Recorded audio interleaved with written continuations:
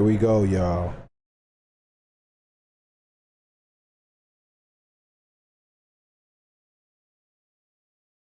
Here we go.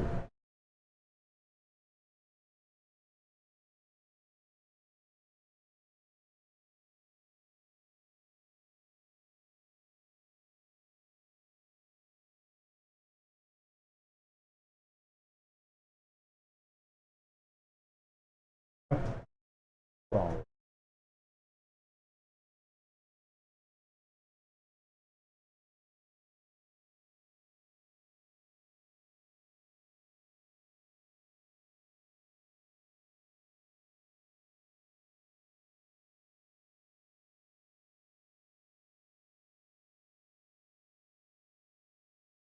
Hell no.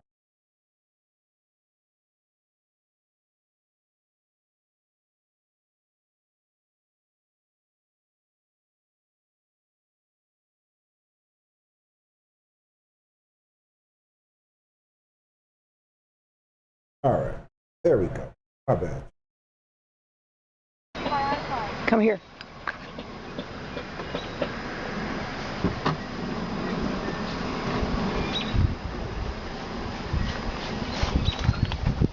Just stand here. Dude, listen.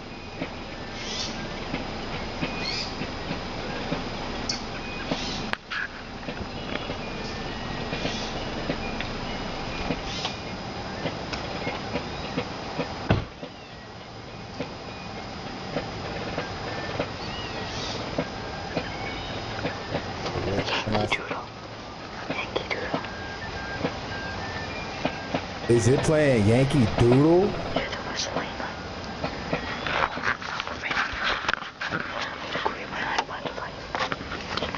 No, you lying. Maybe we wouldn't be the first ones who've heard drums here when there's no people here. But it's hard for me to believe I'm actually hearing it. The woman recording would go on to give more What you context in the mean? comments. We Reading, wouldn't have been the only this ones. was the first time using my daughter's video camera. I was on vacation, visiting the battlefield that evening with my daughter, when I heard the sound of fife and drums. We began walking and looking for the source. I'm a nurse, not trying to fool anyone. You can believe it or not. We never found the source or explanation, which is why I didn't label it paranormal. It was strange, however. Now I wanted to dig a bit deeper, so I found the location on Google Maps. And I can confirm that behind this tree line, that there's no buildings or staging area. And while they do perform reenactments at Gettysburg, the fact that this was at night only raises more questions. But as the video progresses, the sun begins to go down and the drums pick back up again. But this time, they're even louder than before, and it sounds like they're marching towards them.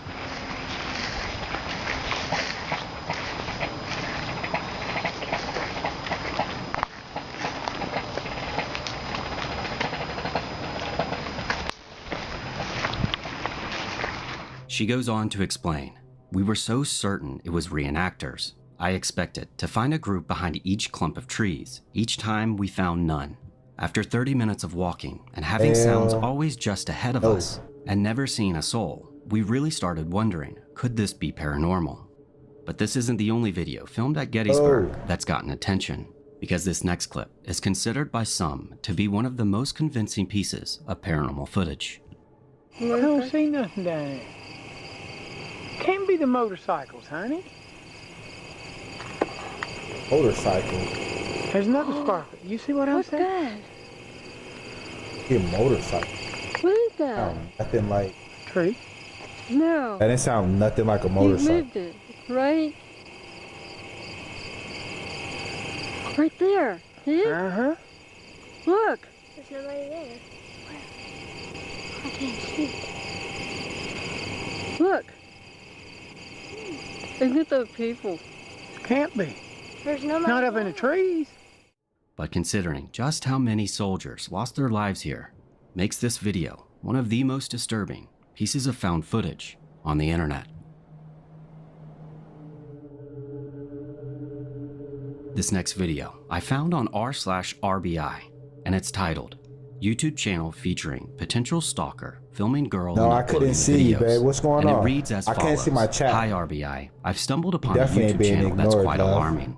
The channel is operated by someone named Alexander Matthews, and it contains multiple videos that seem to be filmed without the consent of the woman named, who's been identified as an assistant store manager of GameStop in 2019. The video titles are disturbingly suggestive of stalking. You're still in here. I don't even know if you're still in here. My first video of the assistant store manager. She doesn't know I'm still filming. I think she was tired, but I'm still filming her. I was messing with her. 5th week, I think she saw me filming again. 4th week, at GameStop, and she is telling me not to wait till closing. These videos would lead me down a rabbit hole I'd never seen, but I've edited together some of the most disturbing parts that shows Alexander's descent into stalking. Hey, y'all take this.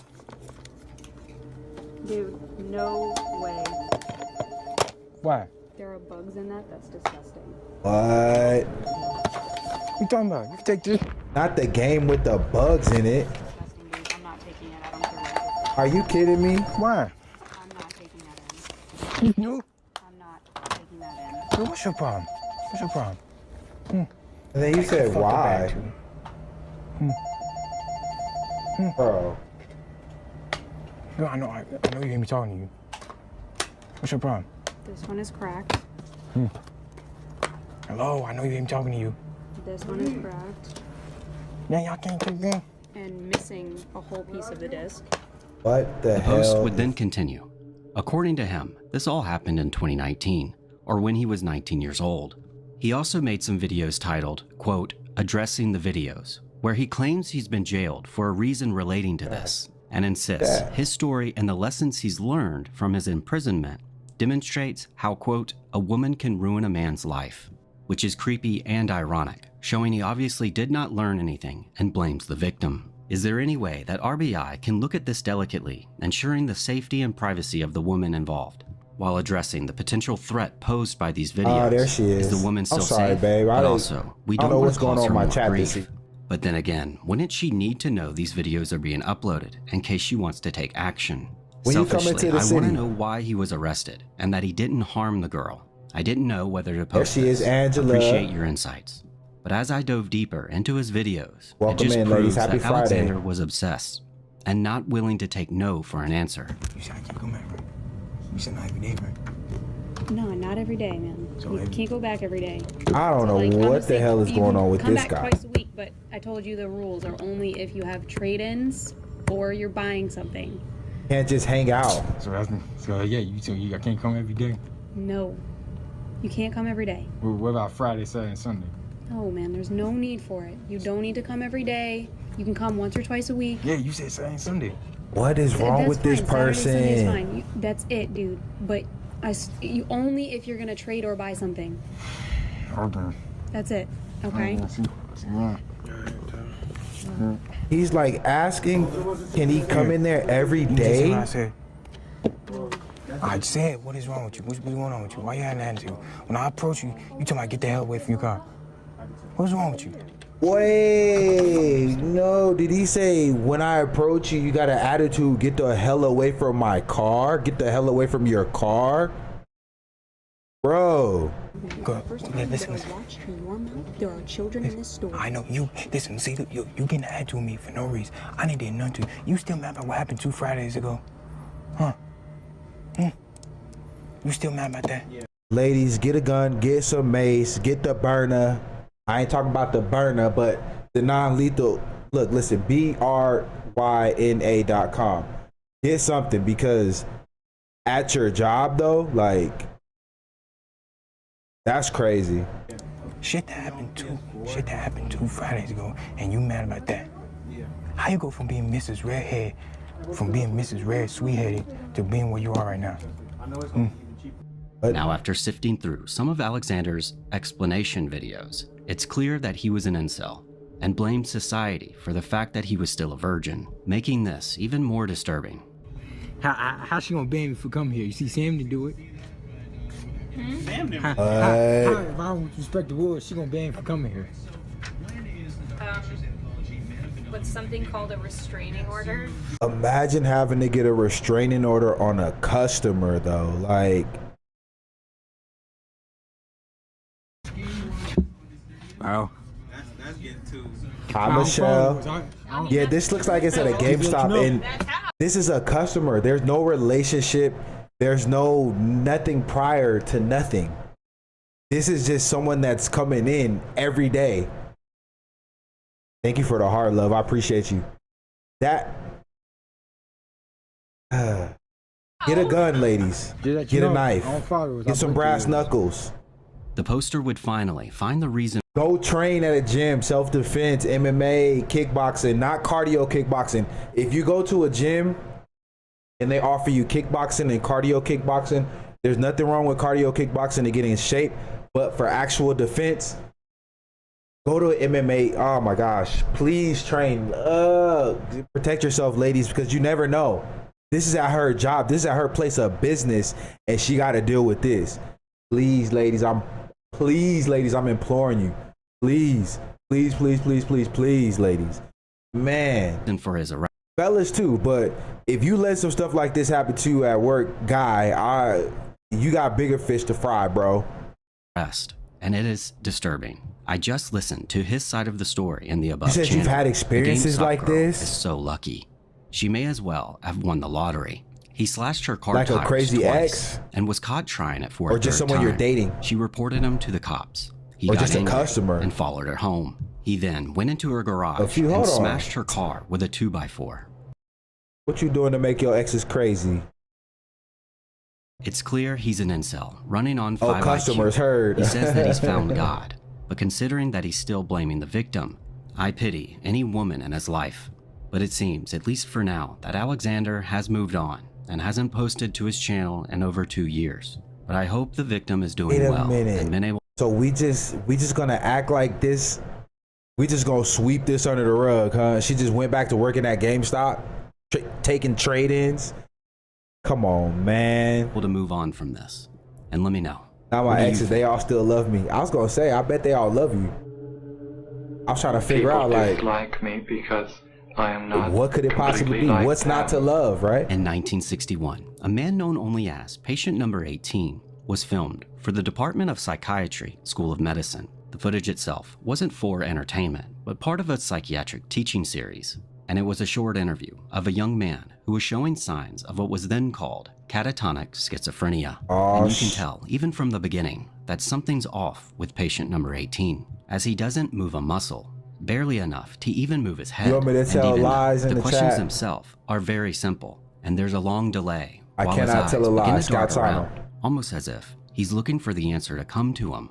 Now I've edited some of these answers down for time. Okay, so are we talking about catatonic schizophrenia or are we talking about demonic possession? Because he said the dude looked like he was waiting on the answers to come to him. So I'm just trying to figure out you can be the judge what we about yourself. to start stepping in. How long have you been here? 3 months, May 17th.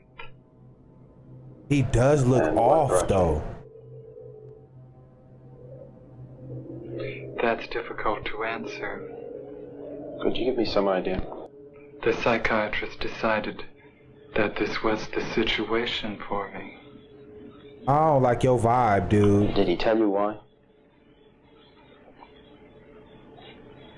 No, the psychiatrist did not. I am not completely like other people. What do you mean by that? Look at his eyes, too. People dislike me because I am not completely like them. You see that, Michelle? Like, what is it you're trying to do with your life? What is up with this dude? Play the piano for people. Now back then, schizophrenia was commonly divided into subtypes. You know what I just thought of, though? He said he wants to play the piano for people. Y'all remember what Satan was when he was in heaven?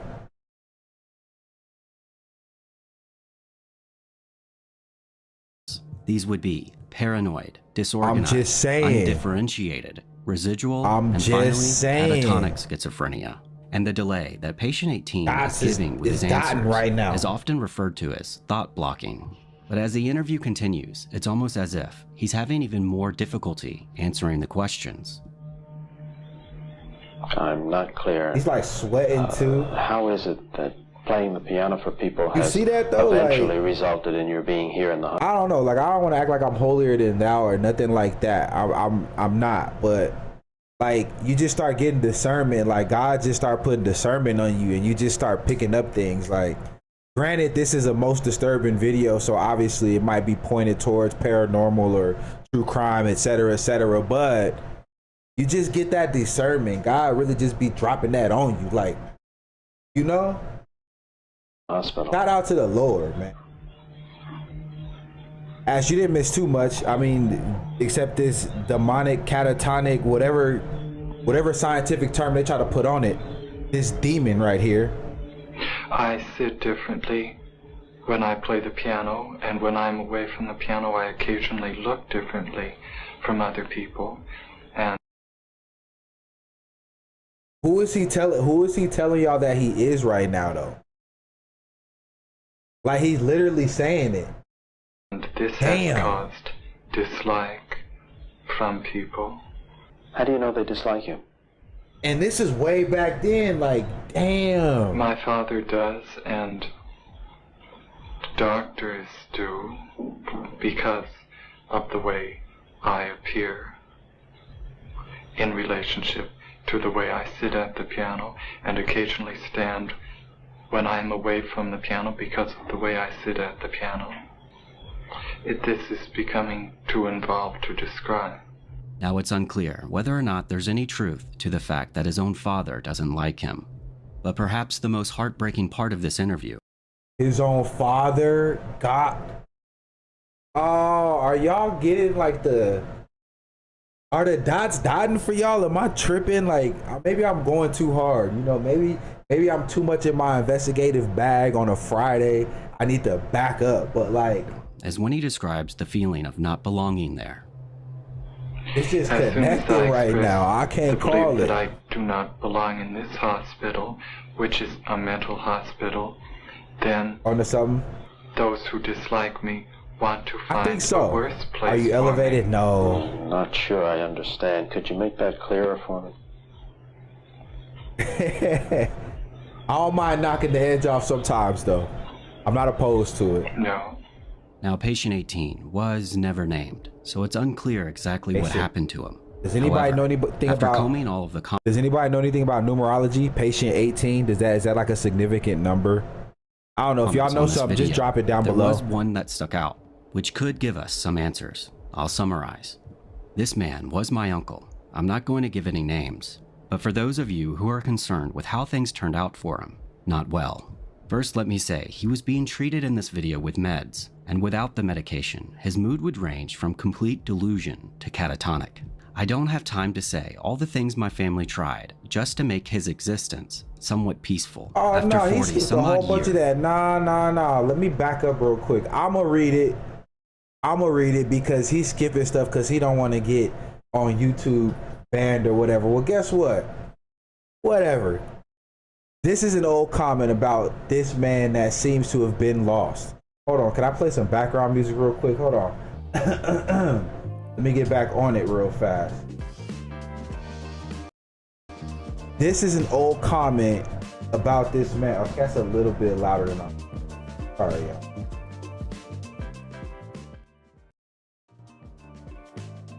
All right, there we go. Now we managing. But this is an old comment about this man that seems to have been lost. This man was my uncle.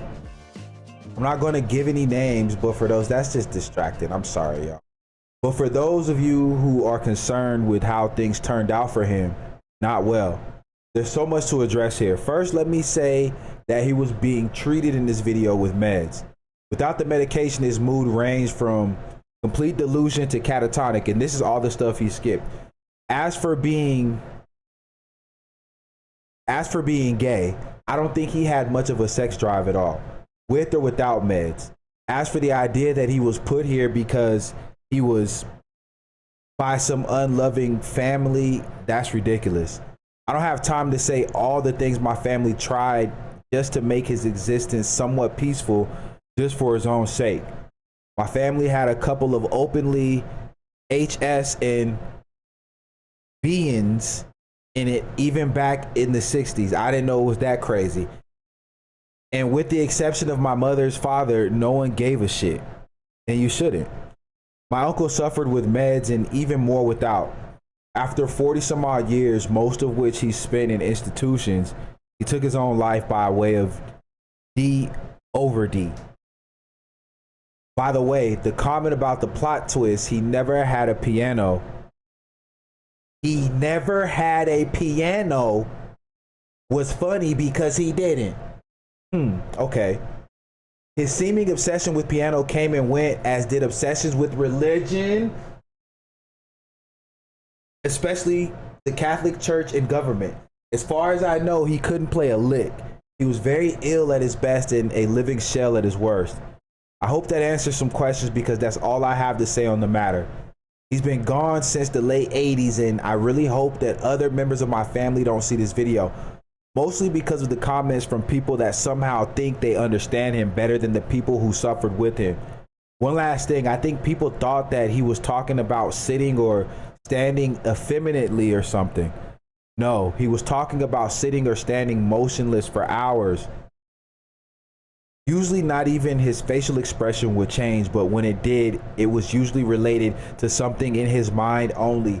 I really can't begin to tell you all how heartbreaking the whole thing was. He did seem intelligent, and with meds, he did remind me of a high-functioning guy with autism I once met. Most of which were spent in institutions. He took his own Out of life here. by the way of No, we're done with you, bud. We're done with you. No more. We're going to look at the 5 most disturbing moments in TV history, though. 1980, a small staff at WCPO in Cincinnati was working through what should have been an ordinary night shift. But at around 2 a.m., news reporter Elaine Green and a channel... That's the number 18. See, I'm just looking at the comments right now, y'all. See, I didn't know. That's crazy. Boy. And we done picked up all those signals, y'all. Shout out to us. Shout out to God for discernment. Photographer were heading out to their cars when a man carrying a semi-automatic rifle stepped out from the dark and ordered them back inside. He assured them no one was going to get hurt and he just wanted to say something he needed the cameras for. The man was 41-year-old James Hoskins, an out-of-work artist living in Cincinnati's Over-the-Rhine neighborhood, which is one of the poorest areas in the city. Along with the rifle, he also had 5 handguns and roughly 600 rounds of ammunition. By the time the rest of the staff realized what was happening, James already had the entire newsroom under his control. He gathered all 9 employees at gunpoint and told Elaine he wanted to go live on television to deliver a message. Elaine, I can't see the however, YouTube chat for some reason. I don't know why it doesn't show up. Instead, preventing the station from airing an unpredictable hostage situation live to viewers at home. What no one at WCPO knew yet was that the most tragic part of the night had already happened hours earlier. When the camera finally started recording, James began explaining why he had come there in the first place, while holding a gun in his hand the entire time.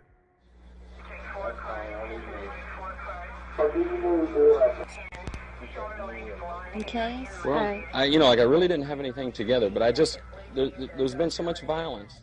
He talked about the violence and poverty he witnessed every day from his apartment window in Over-the-Rhine. So you added to it? Not enough attention paid for the poor people in the Over-the-Rhine area, and there seems to be in the country a growing kind of thing to keep black and white at each other's throats, to keep the rich on top, so the poor people have no way to fight. The police have become the knights, the buffer between the rich and the poor. And the poor, I don't know if you've ever been in the Over-the-Rhine area to see the old people. They have nothing. I watch them. They have nothing. They sit in their bed all day long. And that's all they have to look forward to. Nothing's happening for them. Nobody cares. Nobody does anything for them. That is sad, though. He then turned that frustration toward the media and the city itself, accusing news stations of only entering these neighborhoods after someone had been killed, while city officials cleared low-income housing so visitors coming for conventions wouldn't have to see the poverty there. It seems like the things you should be covering, you don't cover. You don't shoot the newsroom up, though, bro. You never come to the area unless somebody gets wasted. He got the burner in his hand, y'all. Displacing people, they tear the buildings down so that when the people come into the convention centers, they don't have to look at the poor people. But even as James laid all of this out, he kept speaking like a man who knew exactly how the night was going to end. Can you see this world from your window? I can see the world from my bay windows, up and down the street. Possibly a story could be done from your window of the world I you won't see. be there in my windows after this, I'm sure. Maybe you can do it from my windows, but I won't be there. This only added to the seriousness of the interview. Damn, hold on. Y'all see he got the work right there. That's the work, y'all. I don't know if y'all see that big ass arrow, but that's the work. And forcing people to listen at gunpoint and claiming that he was about to no longer be here, most of James's points didn't sound completely detached from reality. He was rambling and at times struggled to get his thoughts together, but his anger kept circling back to real problems and a system he believed had abandoned this ain't the way to go about it, though. This would go on for nearly 10 minutes. This As ain't the the tape way to started go running about out, it, Elaine asked if dog. there was any final point he wanted to make. And that's when James finally said what he actually wanted next. He's about to make the final You point. have probably another minute or so on this tape. Is there any other point you wanted to make? I can't think of any point I want to make, except give me a place where the police can come and get me and we're going to shoot it out. And you people can leave. Oh, he 100. Well, I don't see any other place for me to shoot it out. They've got their magnums. They want to hurt the poor people in the street. I've got my magnums. I'm ready. I'm loaded. Damn. Hearing that, the people in the room tried to reason him out of his plan, pointing out that what he had just said sounded too idealistic to end in a shootout. But James's response to it immediately changed the context of the entire interview. Don't be scared. He seems such a nice gentleman. He probably heard me on the video. He probably like, what the hell's going on? It's over for me.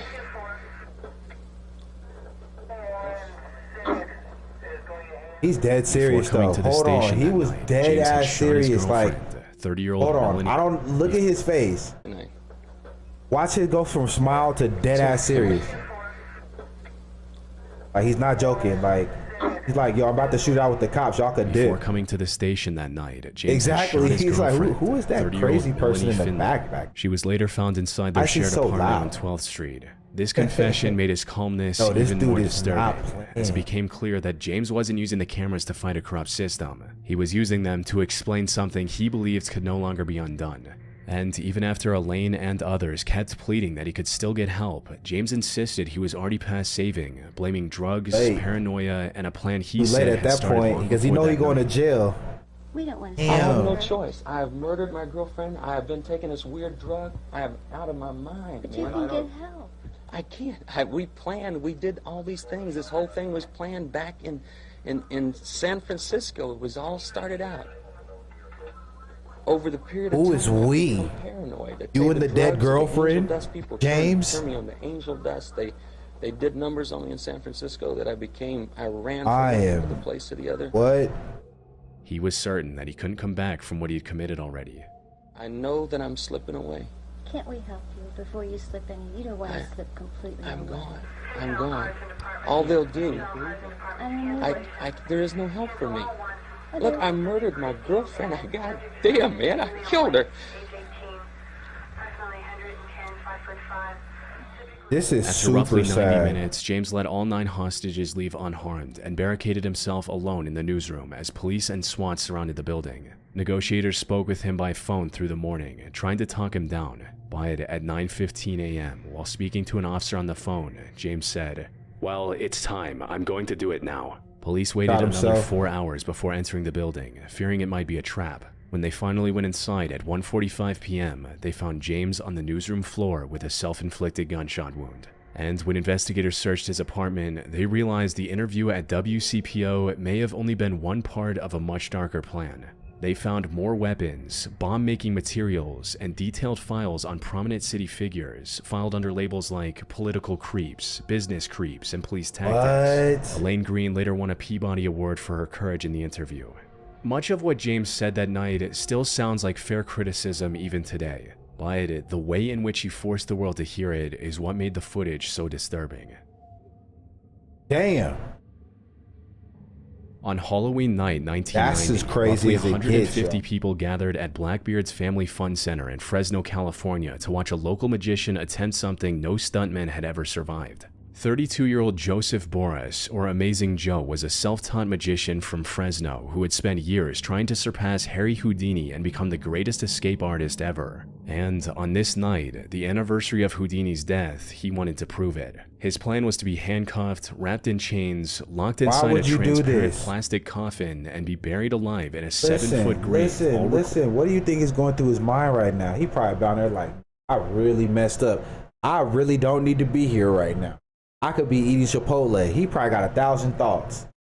Reported for TV. If everything went according to plan, he would escape in less than a minute. But the problem was that even Houdini himself had nearly died attempting a version of this stunt in 1915. Like, when the pressure Houdini died. The guy you're copying died, or almost died trying to do this. And I think, didn't Houdini die doing the magic trick? Trying to escape something or something like that? It got so overwhelming that he lost consciousness and had to be pulled out by his assistants before he died of suffocation. Joe, however, had already survived a simpler version of the stunt a year before in Oregon, where he escaped from a wooden coffin buried under dirt. That success gave him the confidence to go bigger. So, for the Fresno performance, Joe added something even Houdini never used: wet concrete. But during the days leading up to the stunt, Hey, look, listen.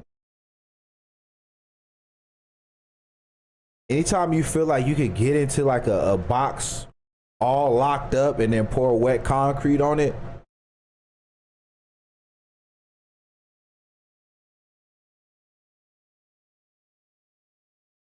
I really don't know what to tell you, because like,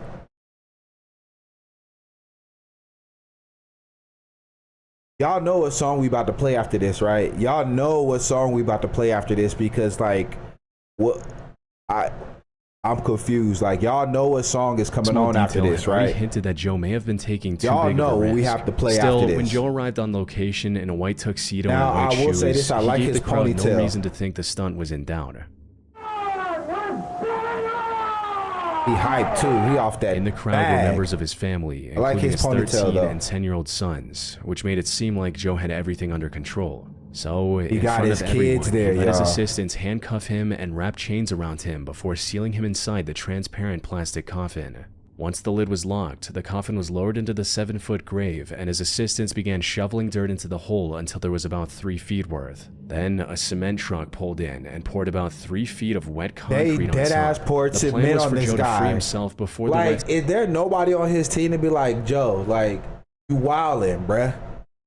There's nobody on his team to tell him, like, stop.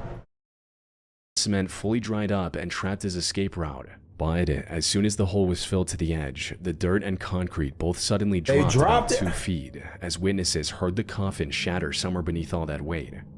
It was a cold night anyway, but and when it sunk, I just knew it's trouble. We're in trouble. It's not. You're not about to scoop concrete out of there. You're not about to scoop cement out of there. The crowd that had been waiting for Joe to climb out now watched the crew rush back in and start digging through the same dirt and concrete they had just buried him under. Unfortunately, by the time rescuers pulled him from the ground, he had already passed away. Pathologists later found concrete under his fingernails, suggesting that even after the coffin gave way, Joe may have still been trying to dig himself out. But the most disturbing part is that this collapse wasn't some freak accident no one could have seen coming. Joe's entire plan depended on him escaping the coffin in under a minute, because once the concrete covered him, there was almost no room for delay. But during practice, the same escape had taken 5 minutes. On top of that, the plastic coffin had already cracked during one of the earlier practice runs. But instead of replacing it, Joe patched it up himself using glue from a hardware store. Even Joe's own assistant later said that he never calculated the combined weight of the dirt and wet concrete together, and that his only test of the coffin's strength was jumping on it. To give you a rough idea, if the grave covered about the same footprint as the coffin, the 3 feet of dirt alone would have weighed close to 4,000 pounds. Then the wet concrete added another 7,500 pounds on top of that. So by the time the grave was filled, the plastic coffin was holding roughly 11,500 pounds of weight, which, to put things into perspective, is almost the same weight as an adult elephant. As the coffin collapsed, all that pressure dropped directly on Joe. The Fresno County Coroner's Office ruled his death as asphyxia caused by compression of his chest. In the end, Joe Boris died on the same night as the magician he had spent his whole career trying to surpass.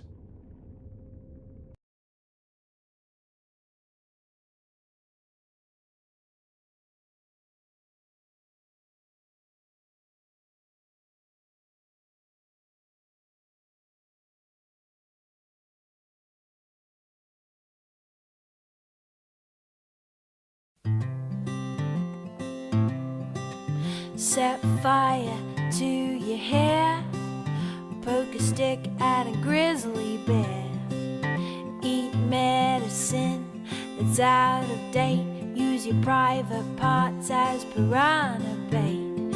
Dumb ways to die, so many dumb ways to die. This is Dumb ways to this is for Joe. so many This is for Joe, because you put an elephant on top of a glass coffin and buried yourself under it. Do your own electrical work. Teach yourself how to fly. Eat a 2-week-old unrefrigerated pie. Dumb ways to die. So many dumb ways to die. You see the skeleton in the back clapping too? Dumb ways to die. So many dumb ways to die.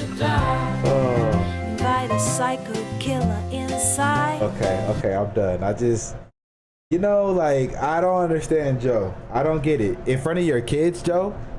At around 9:30 p.m. You had to on May have the kids 28th, there for that? 1982, viewers in Phoenix, Arizona had their regular programming interrupted by an unscheduled broadcast on KOOL. Us to relay to you. Mr. Gwynn, is it all right for our guest to leave the studio now? All right, you may leave now. On the screen was veteran news director Bill Close, sitting next to a man he addressed as only Mr. Gwynn and reading aloud from a handwritten script. This is the script that Mr. Gwynn gave me, and I'm going to read it verbatim, and anytime you wish to interrupt me. The words jumped between country music singers, religious prophecies, civil war, and a coming World War III. To the viewers watching at home, the broadcast looked strange enough on its own, but what they couldn't see was a .38 caliber rifle aimed directly at Bill's stomach he got a beneath the 38. desk. The man sitting beside him was 28-year-old Joseph Billy Gwynn, and roughly 4.5 hours earlier, he had forced his way into the KOOL building carrying that revolver and a small portable television monitor. The first person he came across was production assistant Nancy Petranka, whom he confronted before pushing past her and forcing his way deeper into the station, where another employee named Louis Villa stepped in his way and tried to stop him. But Joseph pistol whipped him across the head. He is not, hey, look, Louis Villa does not care about any of this shit. He's like, bro, like, he's probably making like $825 at this time. He's like, dude, just let me go. Like, what do you want to know about the station, bro? Like, just let me go. I was about to clock out. This ain't even my news. This ain't even my news broadcast today. The chokehold and dragged him straight onto the set where Bill and two other station employees were preparing to go live for the evening news. It's just like, bro, will you With please let me employees go? now under his control, Joseph fired a single shot into the ceiling to prove his weapon was real. I'm too old for this when Bill shit. asked what he wanted, Joseph's answer only raised more questions. In visions and dreams, how God showed me what was going to happen in the future. Those cities are going to be built and there's going to be destroyed. There's going to be civil war in America. America is going to be divided up.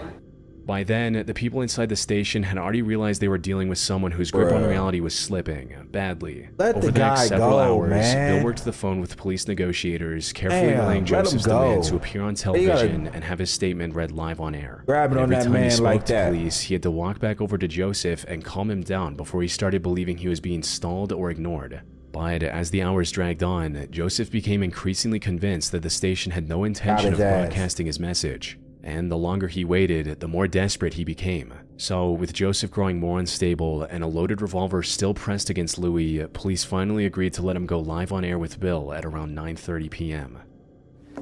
My name is Joe Gwynn. I am a watchman. Read the 33rd chapter of Ezekiel. This is about the story of the 10 prophets.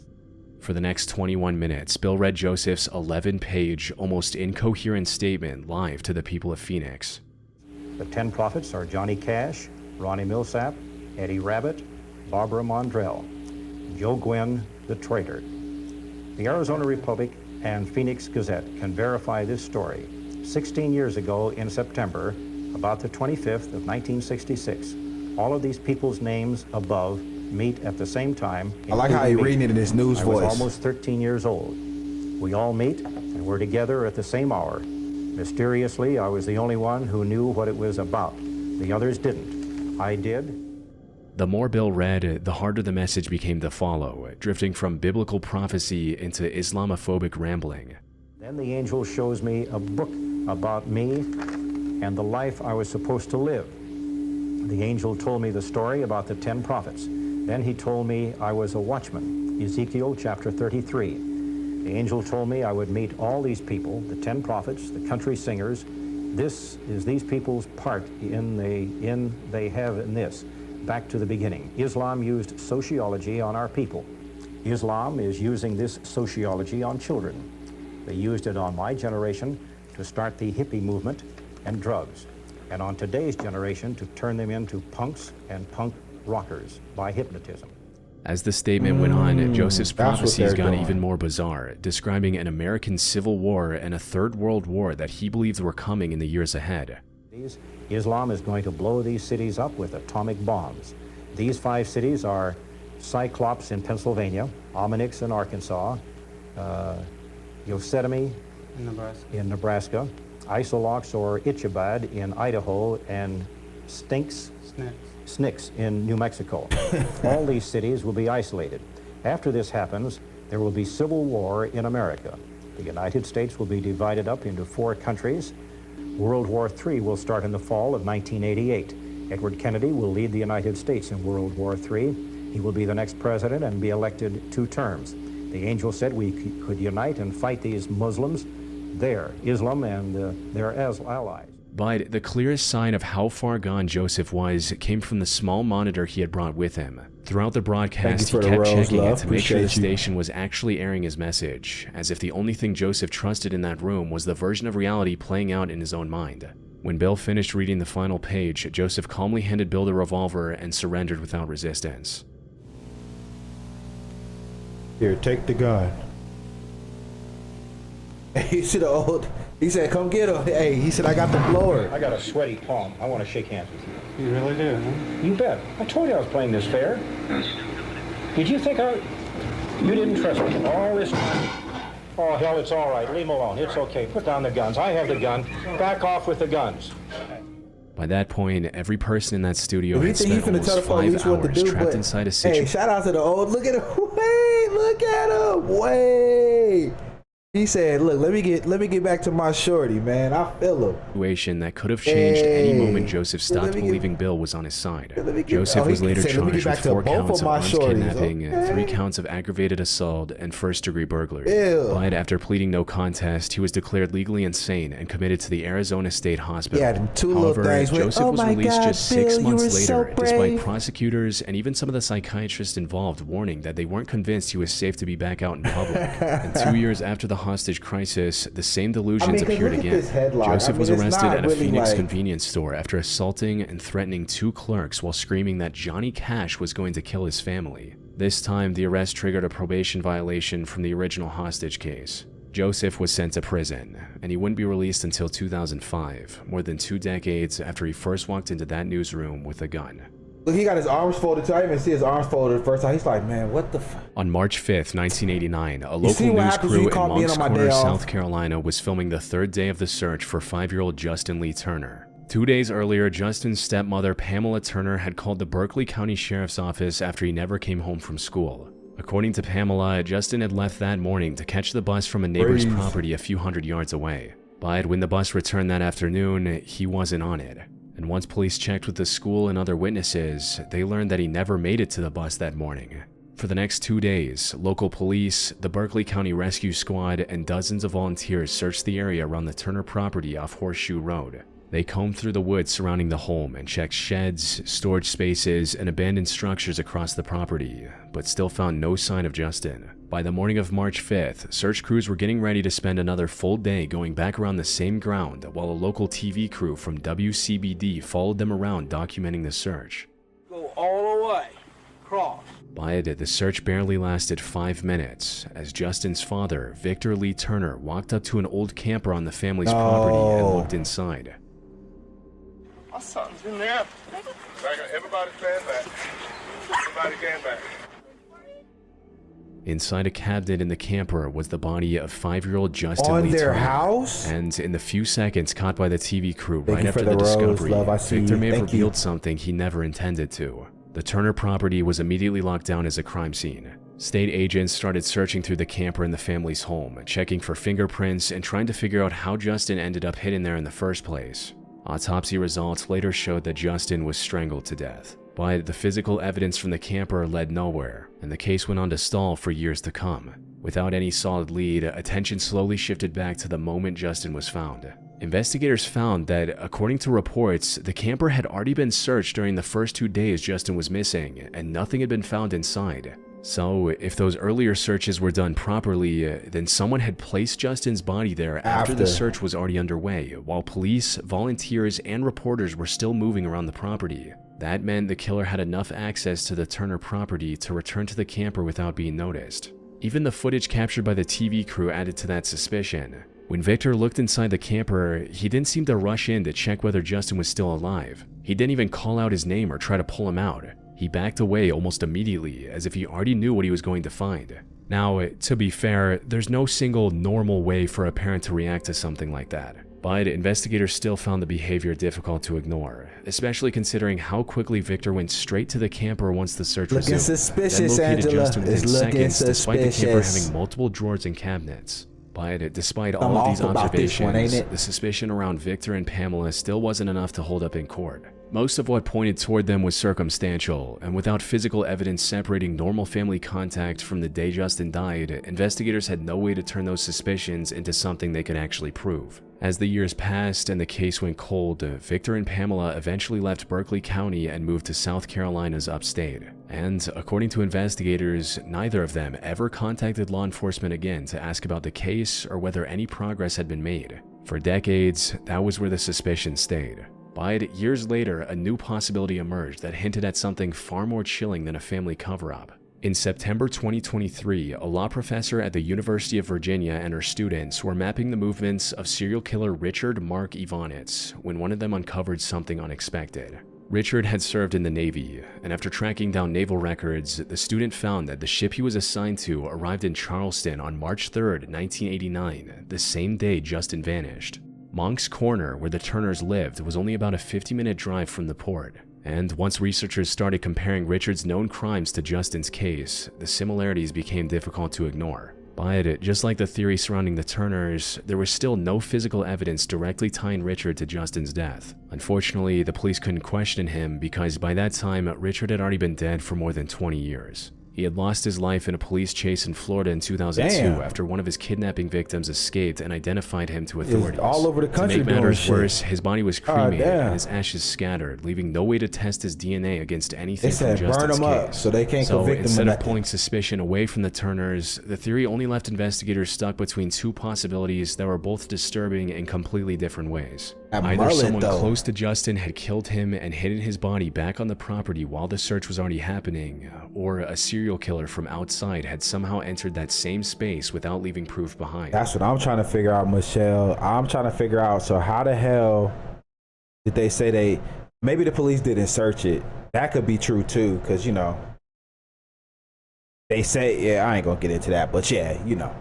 The answer remained uncertain for decades, until investigators announced what looked like the first real break in the case in 35 years. Using newer forensic testing methods, investigators re-examined the microscopic fibers recovered from Justin's shirt and compared them to a rope found inside the Turner home. According to them, the fibers were consistent with the possibility that the same rope had been used to strangle him. Shortly afterwards, 68-year-old Victor and 63-year-old Pamela Turner were both arrested and charged with Justin's murder in January 2024. And for the first time in decades, it looked like the case might finally be heading towards some kind of answer. Okay, never mind. But just a few months later, it fell apart again.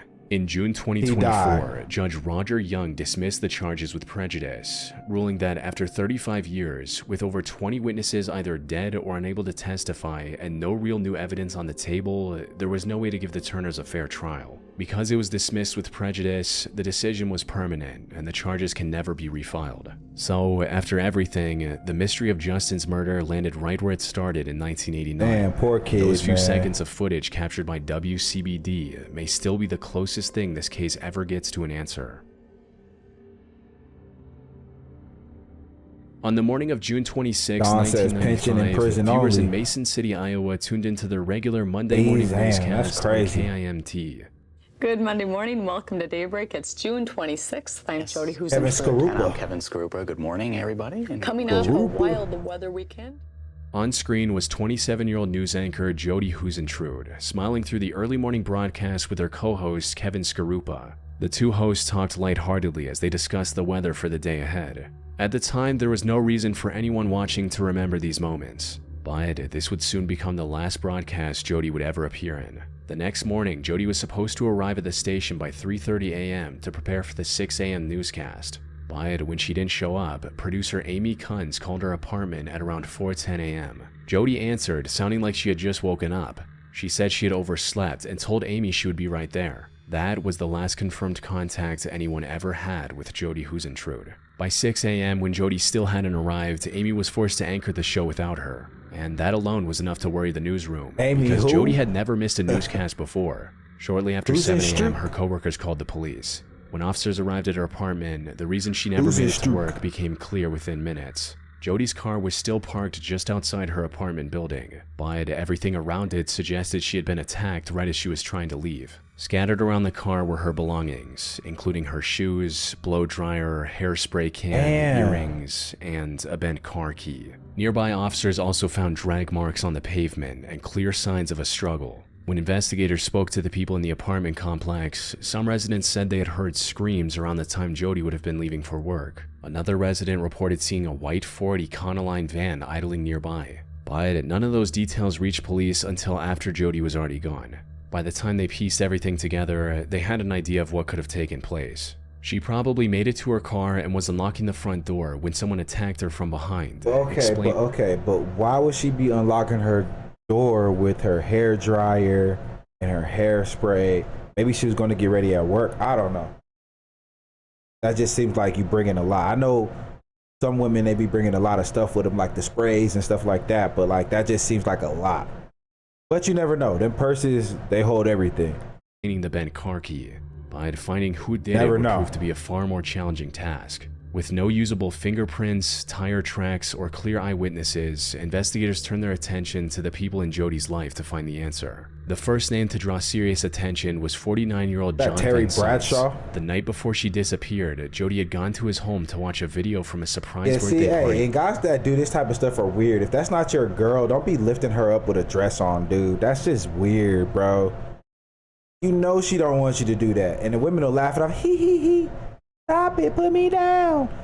Don't do stuff like this, guys. This is why y'all be getting mad at women and say women, they all the same and all this other stuff, because y'all be just really too forward, bro. Like, you should not feel this comfortable with a woman that's not your woman, to be picking her up, especially with a dress on, bro. Read the room. Show some tact. He had thrown for her 2 weeks earlier. On its own, nothing about that visit seemed unusual. But to some of Jody's friends, John's feelings towards her had started to seem strange. Even though they both described the relationship as a friendship, people around her sensed that his attachment to Jody was turning into an obsession. Because guys that don't know how to act around women, don't know how to conduct themselves around women, they do stuff like that, and they just showed. You could just tell by that one interaction, like it. To the point that he even named his boat after her. So probably writes her love letters and hours after brings her food when she doesn't ask, and hey, I'll come over and fix that thing for you if you need me to. All these things that she don't really, I mean, she'll take you coming over to hang the TV or whatever, but like, dude. Next turned him into a potential suspect. Bro, it's a bad way to go. That suspicion never turned into proof. John cooperated with investigators, provided DNA, that for your passed woman. a polygraph test, and years later, police even placed GPS trackers on his vehicles to see if his movements might lead them somewhere. But none of it produced anything tying into Jody's too intrusive. Look at him. And as it turned out, John wouldn't be the last person in Jody's life whose attachment to her caught investigators' attention. However, for the next 2 years, every possible lead investigators came across seemed to end in a similar way. Close enough to raise questions, not strong enough to answer them. This went on until 1997, when a new name entered the investigation. A man named Tony Jackson was arrested in the Minneapolis Marlon area. Wayans. I'm about to say, not When freaking police looked Marlon. backward through his timeline, 2 details stood out Marlon, immediately. say At cheese. the time Jody disappeared, Tony had been living in Mason City, only 2 blocks from the KAMT station where she worked, and close enough to her apartment for the connection to matter. On top of that, the nature of his confirmed crimes involved stalking, abducting, and sudden violence against women, which fit the kind of offender who could have walked in an apartment parking lot before sunrise and attacked without warning. But once again, the case stopped at the same wall. His DNA didn't match the physical evidence recovered from the scene, and after a full review of the evidence and the polygraph, Mason City Police confirmed that he wasn't considered a viable suspect in May of 1999. Ain't nothing sticking. By then, nearly 4 years had passed without Jody being found, and on May 14, 2001, she was declared legally dead. But the case never really went cold. Her story became one of the most discussed disappearances in the country because of consistent national coverage. But even with that exposure, the investigation would go nearly 3 decades without any breakthrough strong enough to change the direction of the case. Then, in 2025, a Hulu documentary brought another name to the spotlight, and this time, the information came from someone who had known Jody since childhood. Patty Niemeyer was one of Jody's closest friends growing up, and she had been married to a man named Brad Millerburn. But according to Patty, Brad had been fixated on Jody throughout their marriage.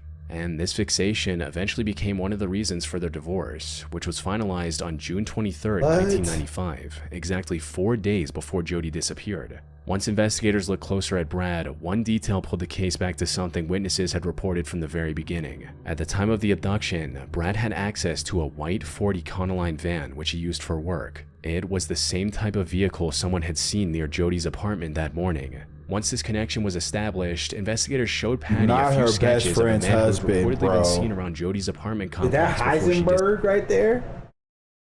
They got Heisenberg as a suspect? Come on, man. Disappeared. When Patty looked at these sketches, she seemed confident that they looked like Brad. Unfortunately, just like every other person of interest in this case, that lead never turned into anything meaningful. Brad denied any involvement with the disappearance and cooperated with investigators. And after multiple interrogations and thorough property searches, officials found no forensic link connecting him to the crime scene. So, even after thousands of tips and several persons of interest over the decades, no one has ever been arrested or charged for Jody's disappearance. And more than 30 years later, the broadcast from the morning of June 26, 1995 still remains the last public record of Jody Huisentrude alive. Yeah. Let's get back to where we were at. Cause yeah. We're not done. Fond du Lac Police Department, they're driving in the snow. Driving through the snow. See, that would have been me right there. I'm that friend. I'm that friend right there. Wait. I don't even know what happened. He arrived on the parking garage's top deck and saw his master escape plan through a glass pyramid. If he couldn't lose the cops on the road, maybe he could lose them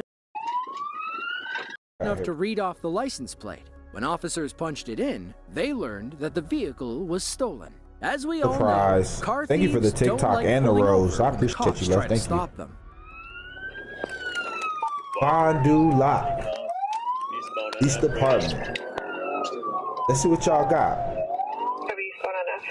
What y'all got on ASP? Let's see. We're gonna find out. 5-4 on the brakes here. W794. 5-4, we're going through the field right now. W794. Driving through the snow on a one-horse open sleigh.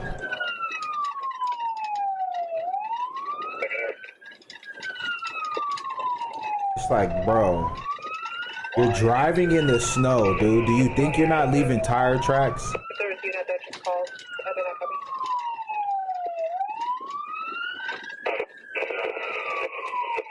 Here we go, back to the trees, y'all. I mean, these police cruisers do get stuck in these trees, so honestly, maybe they're onto something. If we being real. It was a valiant effort, but all that off-roading was for nothing. The driver is back on the same road, only heading in the opposite direction. Maybe it'll work the next time he tries it. All right. 5-4, do we have anyone in front of us?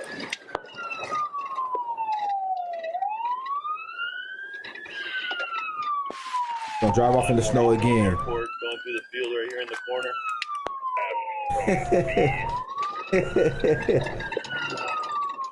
This a fuller. 5-4, we're going If I through the just field airport and F right now. turn the snow one more time, I should be able to get away.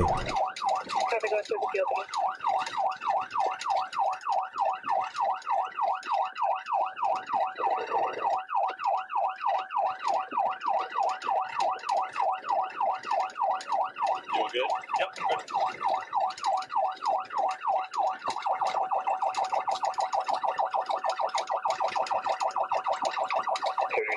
Dispatch, we're close by.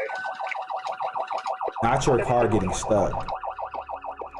Just like before, the driver is back where he started. He stays on the road for a few more miles and manages to put some distance between himself and the police. That's when he gets the bright idea to try off-roading again. This time, his passenger bails out. He probably felt safer in police custody than with this maniac. Yeah, this is me right here. I'm definitely this friend right here. Not gonna lie. Oh, we running from the cops. Hey, bro, pull this motherfucker over. Pull this motherfucker over real quick, bro. Let me out. Let me out, man. Tweaking, bro. Stop this car and let me out, bro, before I hit you in your head. I gotta go to work in 2 hours. The hell wrong with you? Let me out of here, man. Stop the damn car. Stop the car so I can get out. If I beat your ass in here. Bro, stop driving. Let me out. Bro, stop driving. Let me out. Alright, man. Hey. Oh. Get him in cuffs, get him in cuffs. When police asked what they were up to, the passenger offered an innocent explanation. As unlikely as it sounds, the story checked out. They were just getting the mail. The passenger just didn't know that they were doing so in a stolen car. Meanwhile, our lead officer stayed on the driver's tail. You go with 9-1 and I'll catch up with 5-4. 5-4, we're going back out on the F. We're going through the farm right now. 5-4-1, I said. What is up with everybody driving? Oh, this is the same person. I'm tripping. I don't know why I thought it was a different person. 10-4.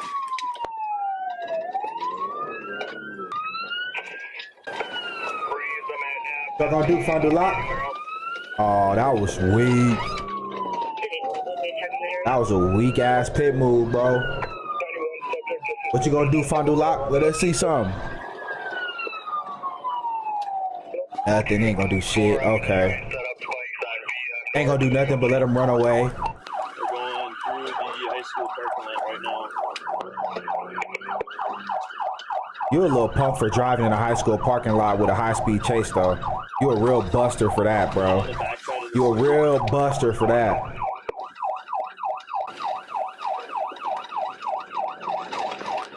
We are by the walking track. Oh. Going through the field by the baseball diamond.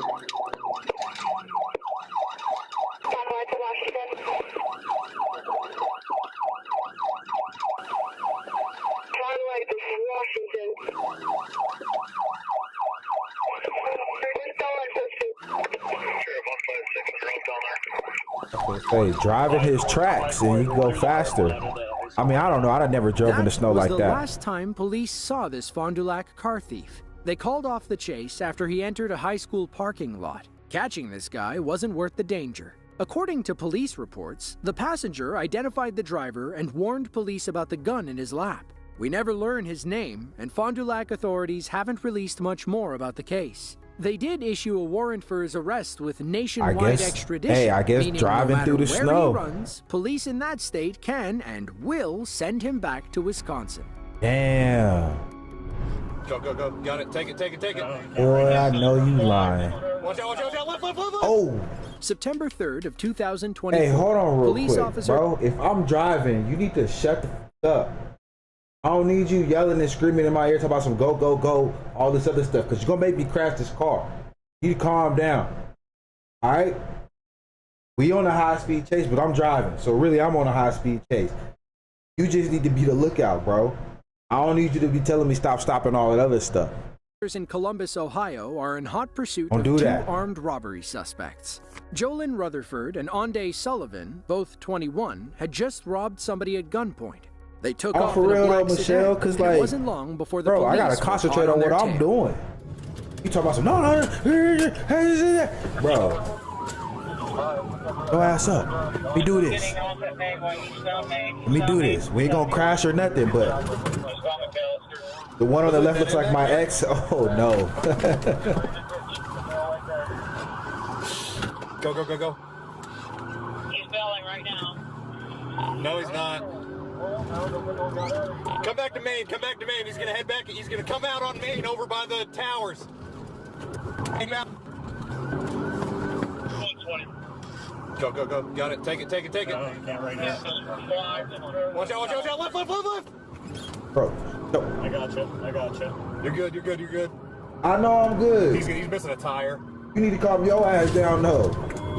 So scary ass. Southbound Allen Creek. Take him at the wall, take him at the wall. Take him, take him, take him, take him, take him, take him. Take him. Bro, shut the Bro, shut your ass up. Because I asked you to drive, you said you didn't want to drive. Said, I got it. So shut your ass up. Shut your ass up. I went through the same training you did. Shut up. You messing me up. Southbound Allen Creek still. Female black striper hat on He's a gonna go black for it. t-shirt, jeans.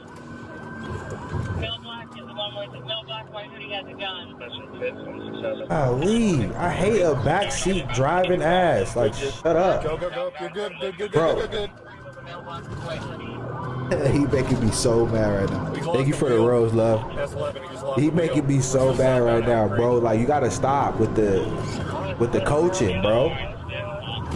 Oh, We're gonna be at Lion's Den, bailing, bailing, bailing, bailing.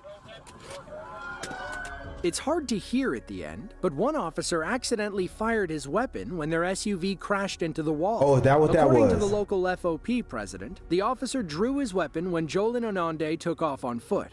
The airbag deployed when they crashed, jolting the officer and causing him to fire accidentally. Thankfully, nobody was hurt and both suspects were arrested without incident. A judge set their bonds at $500,000, and both cases are still pending in the Ohio court system. 500K. Oh, whoa, whoa, whoa! What the hell happened Usually, here? suspects are the ones being dragged out of rolled over cars. This police chase from Greenfield, Wisconsin wanted to change that trend. It was August 12th of 2018.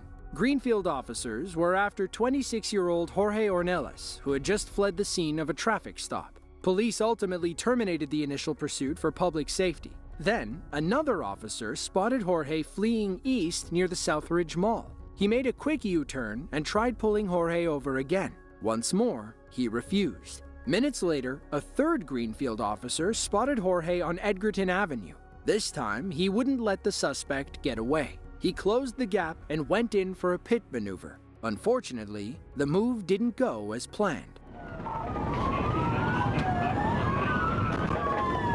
Shit.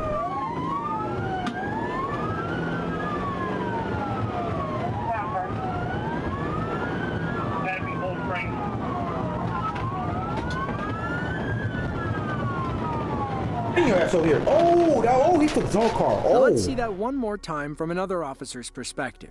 Watch how the pit goes horribly wrong and Jorge gets away. because he thought it was a bumper car. He didn't even hit the back. He got right on the side of him and just rammed his car. Like, bro. He thought this was like Need for Speed. Like, bro, what are you doing? Roll over, squad, roll over, squad, on Loomis. And then you boxed your boy. Damn, talk about some Fast and the Furious movie stuff. That was the best case scenario for the perp right there.